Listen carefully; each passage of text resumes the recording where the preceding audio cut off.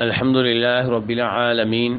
والصلاة والسلام علی سید المرسلین اما بعد۔ ایک بہن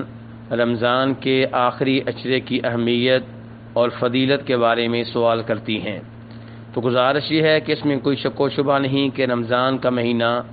بابرکت مہینہ ہے، اللہ کی رحمتوں کے نزول کا مہینہ ہے، جہنم کی آگ سے آزادی کا مہینہ ہے۔ یہ وہ مہینہ ہے جس مہینے میں سرکش شیطانوں کو جکڑ دیا جاتا ہے، اور اس مہینے میں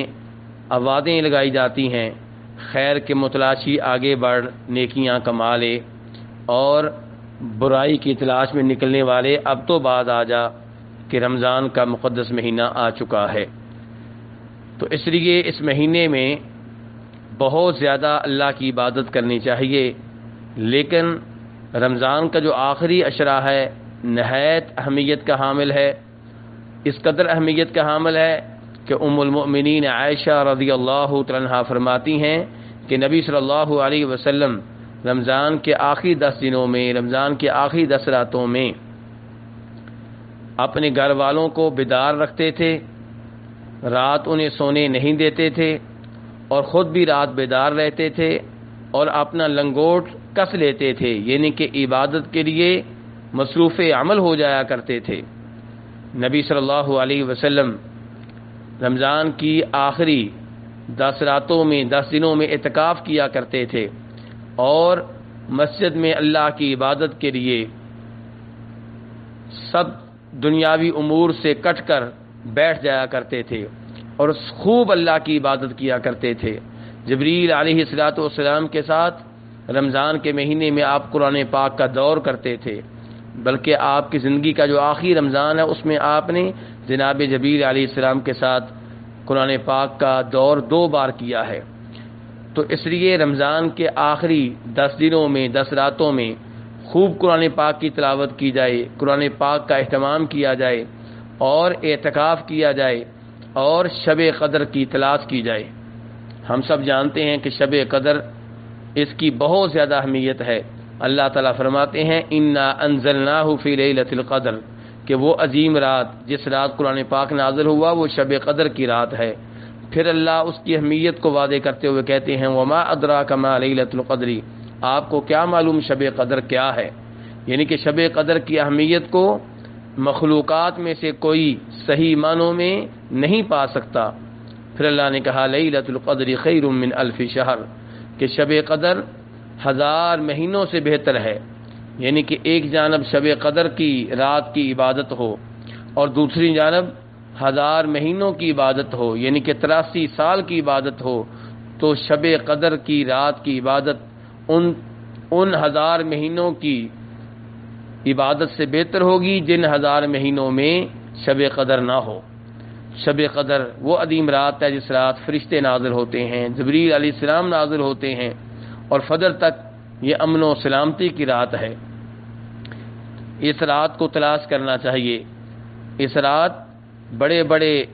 امور کے فیصلے ہوتے ہیں، فیہا یفرق کل امر حکیم، یاد رہے کہ فیصلوں والی رات شب قدر کی رات ہے جو رمضان میں ہوتی ہے، اور یہ کہنا کہ شعبان کی 15ویں رات فیصلوں والی رات ہے یہ بالکل غلط ہے، قرآن پاک کے خلاف ہے۔ تو شب قدر رمضان کے آخری عشرے کی طاق راتوں میں سے کوئی نہ کوئی رات ہوتی ہے، کبھی 21ویں، کبھی 23ویں، اور کبھی 25ویں، کبھی 27ویں، کبھی 29ویں۔ نبی علیہ الصلوۃ والسلام کے زمانے میں ایک دفعہ 27ویں رات شب قدر قرار پائی۔ ابی ابن کعب رضی اللہ تعالیٰ عنہ اس لیے کہا کرتے تھے کہ 27ویں رات شب قدر ہے، لیکن وہ آپ کے زمانے میں ایک رمضان کا واقعہ ہے، ورنہ شب قدر کبھی 21ویں ہوتی ہے، کبھی 27ویں، کبھی 23ویں، کبھی 25ویں، کبھی 29ویں۔ یہی وجہ ہے کہ نبی علیہ الصلوۃ والسلام کے زمانے میں ایک دفعہ 21ویں رات شب قدر قرار پائی تھی، جیسا کہ ابو سعید خدری رضی اللہ تعالیٰ عنہ نبی علیہ الصلوۃ والسلام سے روایت کرتے ہیں، اور یہ بخاری مسلم کی روایات ہیں۔ تو اس لیے انسان کو چاہیے کہ شب قدر کو تلاش کرے، اور اس کا طریقہ یہ ہوگا کہ رمضان کے آخری عشرے کی جتنی طاق راتیں ہیں ان میں بیدار رہا جائے، تلاوت کلام پاک کے لیے، اللہ کے ذکر کے لیے، نفل نماز ادا کرنے کے لیے، اور قرآن پاک کا ترجمہ و تفسیر پڑھنے کے لیے